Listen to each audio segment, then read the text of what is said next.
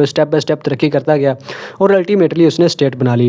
اب slow rise of political consciousness note as social contract theory says. اب جو social contract theory ہے ٹھیک ہے، یہ بیسیکلی کیا ہے، اس پہ آپ میری لیکچر ویڈیو دیکھ سکتے ہیں. تھامس ہابس، جان لاک اور روسو اس کے حوالے سے کیا کہتے ہیں، تو آپ میری لیکچر ویڈیوز تفصیل سے دیکھ سکتے ہیں.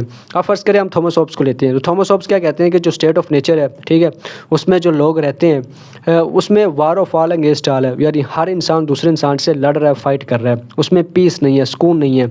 اب اسٹیٹ آف نیچر سے انسان نکلنا چاہتا ہے اور سول سوسائٹی قائم کرنا چاہتے ہیں تاکہ اسٹیٹ آف نیچر کے اندر جو وار آف آل ہے، انگیسٹ آل ہے، وہ ختم ہو سکے. تو اسٹیٹ آف نیچر سے نکلنے کے لیے لوگ ایک کانٹریکٹ کرتے ہیں اور اسٹیٹ بنا دیتے ہیں. تو بیسیکلی جو سوشل کانٹریکٹ تھیوری ہے وہ کیا کہتی ہے کہ لوگ اکٹھے ہوئے، انہوں نے کانٹریکٹ کیا اور اسٹیٹ بنا دی.